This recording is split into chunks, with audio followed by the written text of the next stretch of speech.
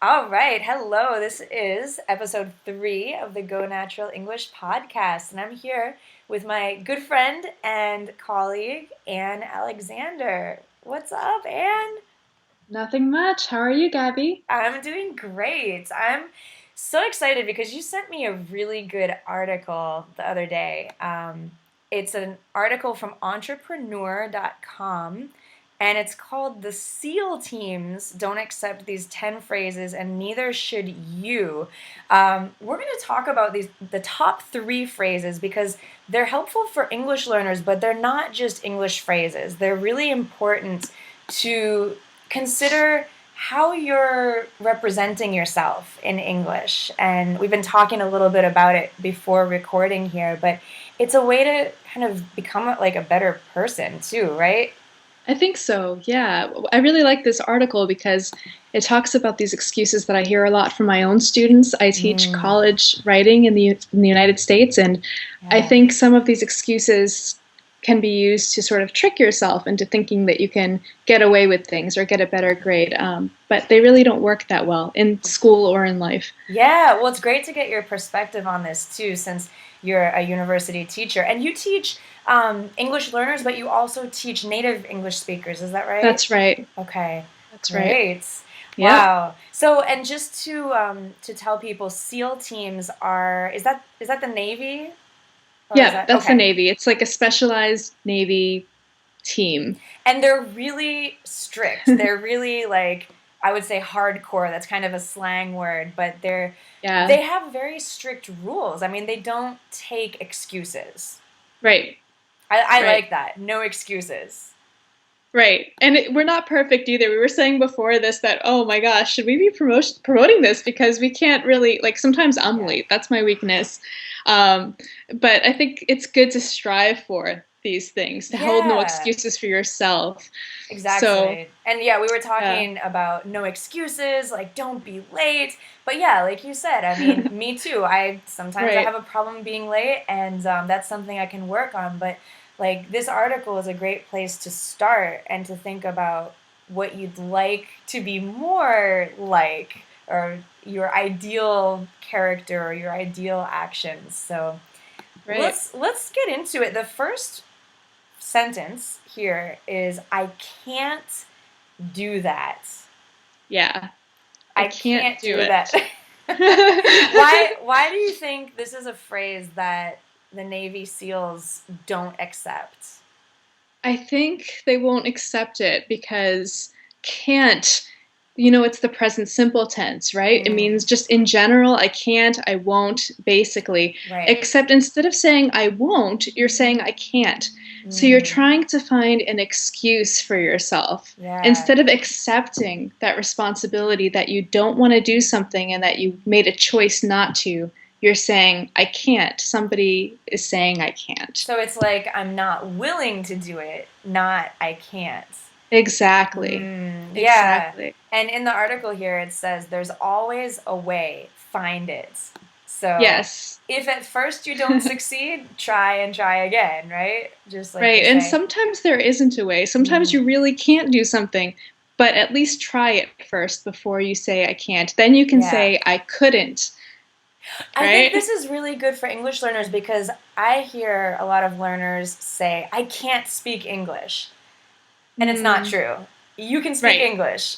Maybe you're not confident in your skills, but we can work on building your confidence. The fact is, you Right. can speak English.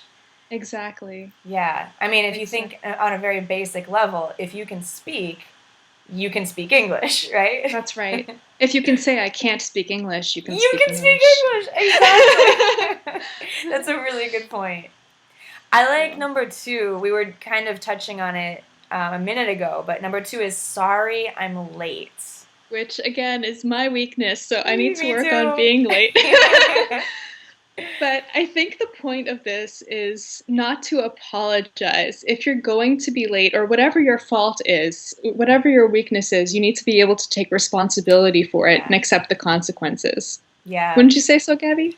I think so too. And I know there's differing opinions on this. Some people think it's good to apologize or say, I'm sorry. And yeah, there are situations where you should say you're sorry. And that is, in a way, accepting responsibility for something. But the fact of the matter is, what's done is done. If you're late, don't give an excuse. Don't say, oh, the train was late and blah, blah, blah, and, I got lost and, lost track of time. I don't know. I like this Navy SEAL culture of no excuses. There's accountability, there's repercussions or outcomes.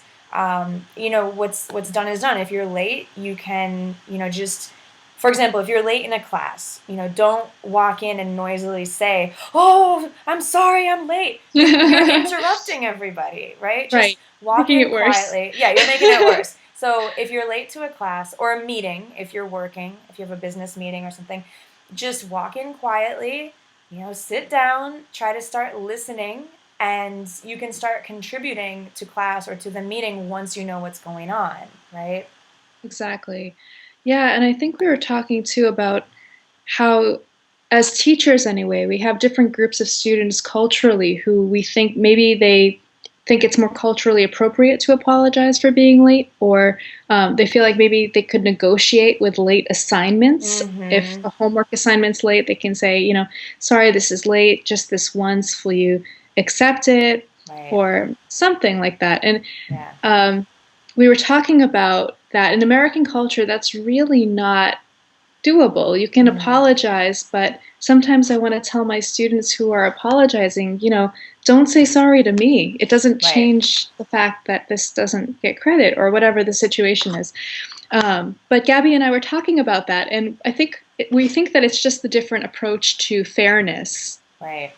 Yeah, we were talking about, you mentioned, and that in other cultures there might be more of a social weight. Maybe if you have a special student who, maybe he's the son of a famous actor or something, just as a crazy example. But gosh, well, he's going to carry more weights in class. But in the US, we try to give everyone a fair and even chance. So apologizing or trying to, be extra nice or, really showing that you feel really bad. I mean, that's Right. that's nice effort, but it still doesn't change the fact that you have to be accountable, and so the outcome is your grade is going to be lower, or you're going to be marked late, or whatever the repercussion is. And that's what this article is saying, right? Is there is a repercussion, a consequence, in other words. So just accept it and move on, right? Right. Yeah, absolutely. And I think too, like, I've talked to students where they haven't been doing so well in a class and they might be from a culture like this and they say, well, I think I'm going to stay in that class. I think I can do well Mm. because I have a great relationship with the teacher, even though the teacher might have advised them to drop the class. Oh So, no. Oh.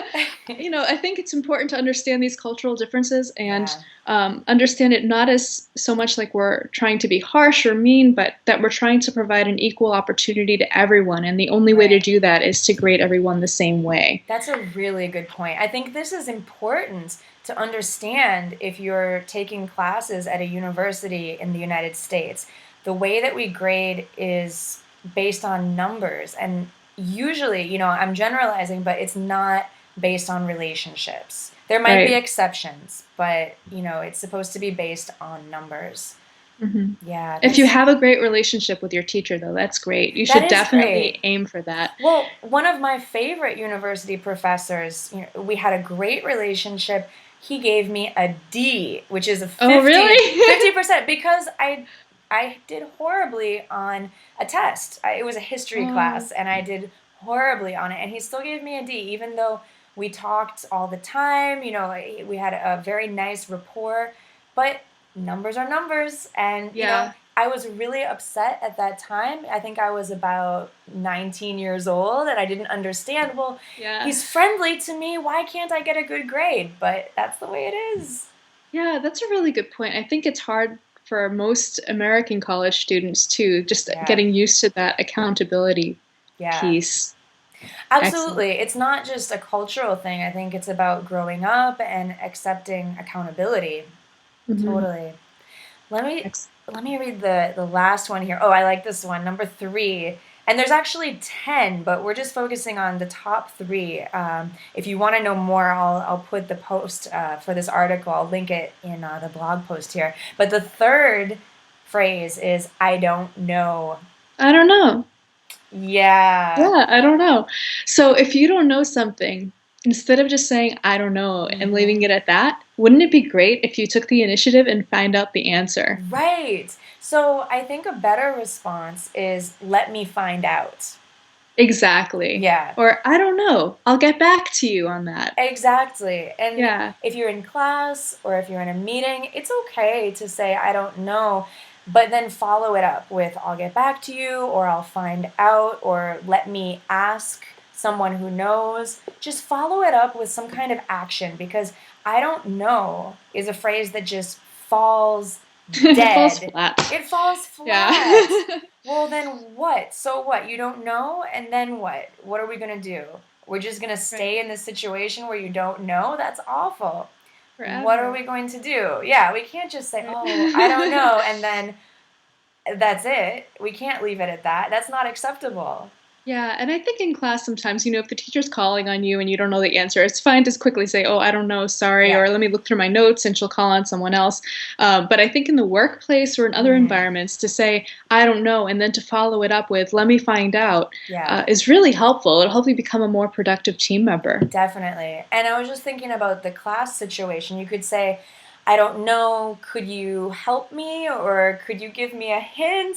It depends on the situation, but Yeah, always totally. try. Just resorting to I don't know is not a good idea.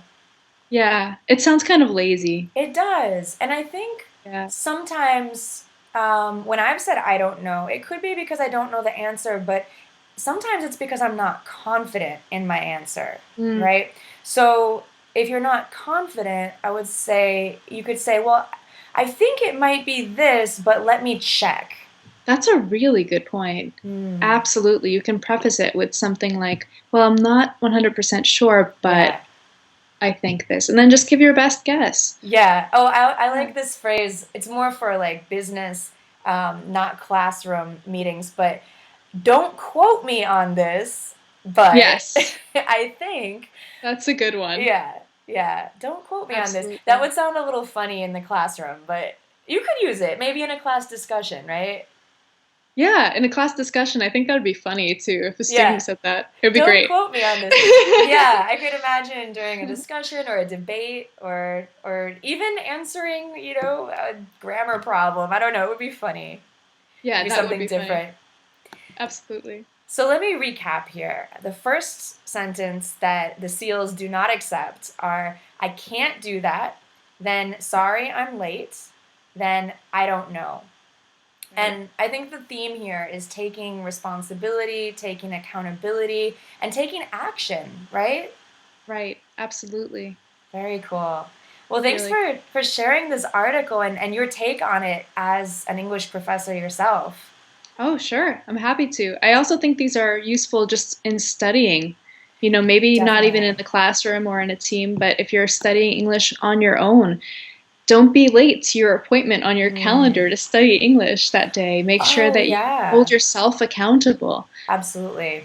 I think that's Absolutely. that's a great idea. And then when you feel yourself thinking that you want to say these phrases, think about alternatives that you could say instead of I can't do that. Well, what could you do? How could you get help? Or I don't know. Okay, well, how can you find out? Or instead of sorry, I'm late, just move on. Think about how you can maybe make up what you missed or something. Right. Yeah. Great points. Awesome. Well, thanks Cool. for joining me, and I hope to have you on again soon. Thanks for having me. Thanks, and talk to you later. Bye. Bye.